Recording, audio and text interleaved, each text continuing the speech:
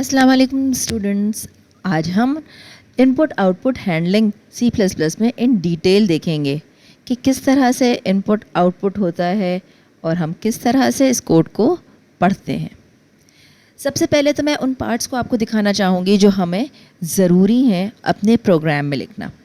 लेकिन ये first line हम लाइन बाय लाइन आपको एक्सप्लेन करेंगे कि किस तरह से एक प्रोग्राम लिखा जाता है। यहाँ पे देखिए हमने सबसे पहले हैश की साइन लगाई है और इंक्लूड किया है एंगल ब्रैकेट्स के साथ आईओस्ट्रीम को।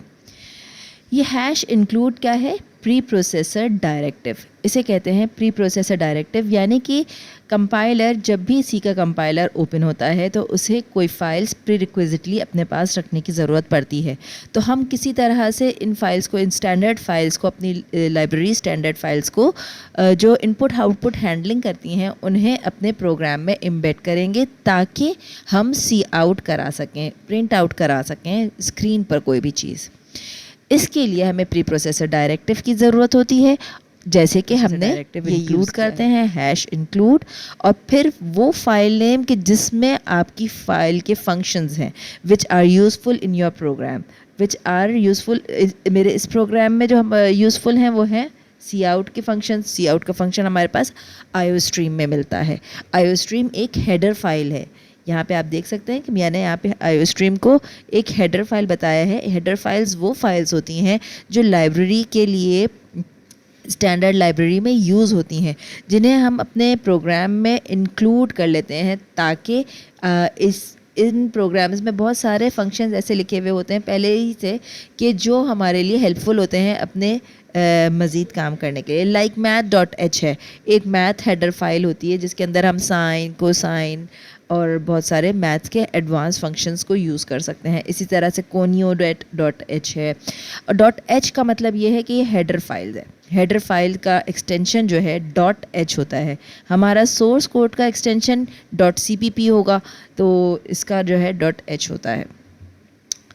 अब जब हमने हेडर फाइल इंक्लूड कर ली तो क्या हेडर फाइल को एंगल ब्रैकेट्स में ही रखना ज़रूरी है? नहीं, हम एंगल ब्रैकेट्स के अलावा इसको कोटेशन मार्क्स में भी, दो कोटेशंस में भी रख सकते हैं। iostream.h करके भी मैं रख सकती हूँ, इसलिए कि iostream.h पुराने कंपाइलर्स में यूज़ होता था। अब जो है लेटेस्ट कंपाइलर्स में सिर्फ iostream लिख लेते हैं, तो वो भी काफ़ी होता है। नेक्स्ट लाइन जो स्टूडेंट्स हम देख रहे हैं वो है इंट, मेन और ये राउंड ब्रैकेट्स। इंट क्यों लिखा गया है? मेन कौन सा फंक्शन होता है?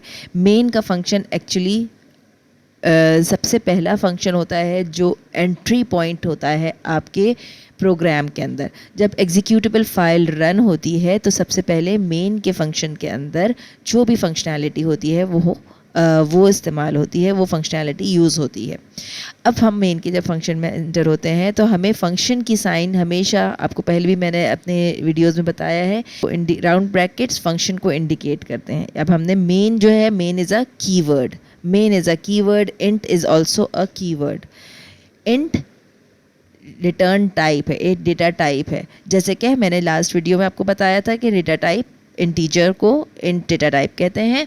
अब हम यहाँ पर जो भी रिटर्न कर रहे होते हैं, अगर हम इंटीजर रिटर्न कर रहे हैं तो हम इंट लिखेंगे, अगर हम फ्लोट डेटा टाइप रिटर्न करते हैं किसी भी फंक्शन से तो हम फ्लोट लिखेंगे।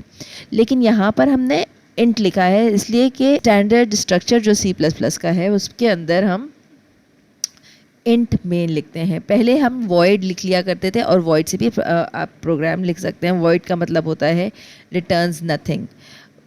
मगर हम अब क्योंकि स्टैंडर्ड्स को फॉलो कर रहे हैं तो हम यहाँ पर इंट लिखेंगे, और मेन के बाद हमने राउंड ब्रैकेट्स लगाया, और कर्ली ब्रैकेट्स से हमारे शो करती है कि अब body of the function start हो गया। स्टूडेंट्स मैं इसके नोट्स आप लोग को दे दूँगी ताकि आप लोग के लिए आसानी हो एक एक लाइन को समझकर अपने लिए पढ़ना और फिर इसके ऊपर एग्जीक्यूट करना। नाउ यू कैन सी कि स्टेटमेंट हमारी नया कर्ली ब्रैकेट्स ओपन किया, हमारा बॉडी ऑफ द फंक्शन शुरू हो गया। देन हमने यहाँ पे लिखा है std double colon. std colon लिखने की क्यों ज़रूरत पड़ी स्टूडेंट्स? इसलिए कि जो हेडर फाइल हमने यूज़ की है उसके अंदर एक स्टैंडर्ड लाइब्रेरी है, स्टैंडर्ड लाइब्रेरी जिसका फंक्शन है सी आउट। अब ये सी आउट के फंक्शन को कॉल करने के लिए मुझे स्टैंडर्ड लाइब्रेरी का नेम स्पेस डिक्लेयर करना पड़ेगा, नेम स्पेस के साथ इसको कॉल करना पड़ेगा, अदरवाइज़ कंपाइलर एरर थ्रो करेगा क्योंकि उसको उसका स्कोप नहीं मिलेगा। तो इसको मैं आपको करके भी दिखाऊंगी कि अब यहाँ पर सी आउट करने के लिए मुझे std::: करना पड़ा। अब यहाँ पे मैं हमने hello world simple print out करवाया, प्रिंट करवाने के लिए डिस्प्ले करवाया स्क्रीन पर, और डिस्प्ले करने के लिए हमें डबल लेस देन साइंस को लगाना पड़ता है। सी आउट का ये सिंटैक्स है, सिंटैक्स मतलब सिंटैक्स मतलब वो सेट ऑफ रूल्स के जिसको फॉलो करते हुए हम पर्टिकुलर फंक्शनैलिटी अपने प्रोग्राम में करते हैं। अब यहाँ पर हम प्रिंट करवाना चाह रहे हैं हेलो वर्ल्ड, तो हमने हेलो वर्ल्ड को कोटेशंस में रखा है। अगर मैं बगैर कोटेशंस के रखूँगी तो ये एरर थ्रो करेगा। And since it is a statement, एक एक लाइन को हम स्टेटमेंट कहते हैं प्रोग्रामिंग के अंदर, और स्टेटमेंट हमेशा सेमीकोलन पर टर्मिनेट होता है। यहाँ पे सेमीकोलन डाला, टर्मिनेट हो गया। रिटर्न 0, रिटर्न स्टेटमेंट क्यों लिखी गई और इसकी क्यों ज़रूरत पेश आई?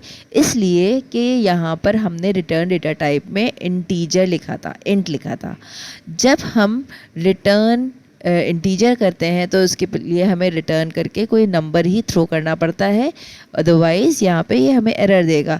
हमें अगर यहाँ पे मैंने कोई 4 टाइप रिटर्न कर दिया तो कैरेक्टर रिटर्न कर दिया, या कोई और फ्लोट टाइप रिटर्न कर दिया तो ये एरर देगा, इसलिए कि यहाँ पर इसको इंटीजर ही चाहिए। चलें स्टूडेंट्स, मैं आपको प्रोग्राम के अंदर करके दिखाती हूँ कि जो कोड हमने लिखा था वो किस तरह से वर्क करता है। आप यहाँ पे देख सकते हैं मैंने हैश इंक्लूड आईओस्ट्रीम लिखा, इंट मेन लिखा, और फिर इंट मेन करके इसको सी आउट करवा रही हूँ जैसे हमने नॉर्मल प्रोग्राम के अंदर किया है। अब इसके अंदर वेरिएशंस करके मैं आपको दिखाऊंगी। ये देखें ये इसने हेलो वर्ल्ड प्रिंट कर दिया। ये देखें स्टूडेंट, हम आईओस्ट्रीम को विद इन कोटेशन मार्क्स भी लिख सकते हैं और विद एंगल ब्रैकेट्स भी लिख सकते हैं, दोनों केसेस में ये सही होगा। अब स्टूडेंट्स, अगर मैं ये डबल कोलन नहीं रखवाना चाहती हूँ बार बार कि मैं std::: ना लिखूँ, इससे हमारा फाइल बहुत बड़ी हो जाएगी।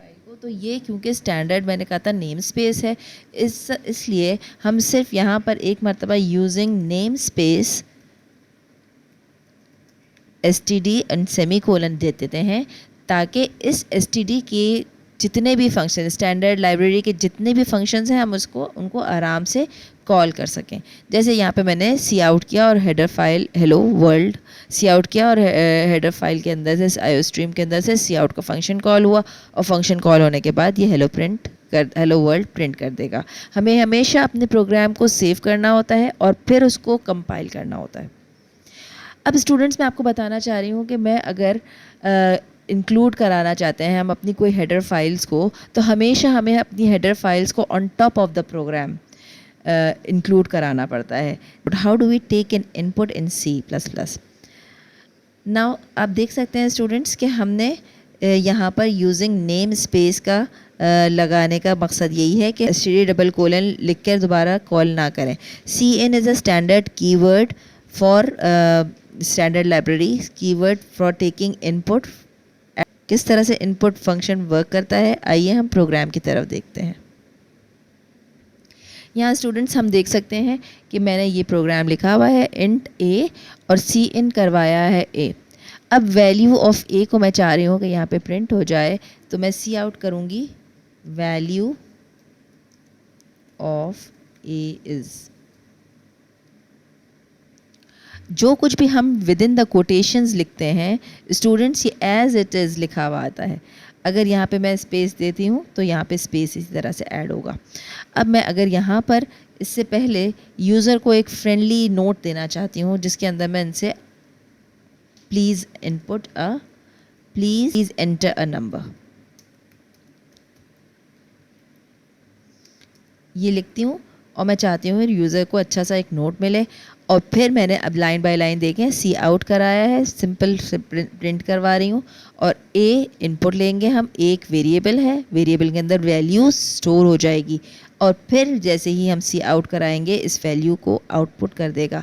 डबल ग्रेटर लेस देन की साइन लिखाने का दोबारा से मकसद ये है कि हम वैल्यू को लिखवाना चाह रहे हैं, लेकिन greater than sign, double greater than signs की लगाने का मतलब ये है कि हम वैल्यू रीड करवा रहे हैं यूज़र से। अब आप यहाँ देखें कि मैं रन करती हूँ तो प्रोग्राम का आउटपुट क्या होता है। ओके, यहाँ पर अभी एरर इसलिए थ्रो किया इसने कि मैंने यूजिंग नेम स्पेस std नहीं दिया।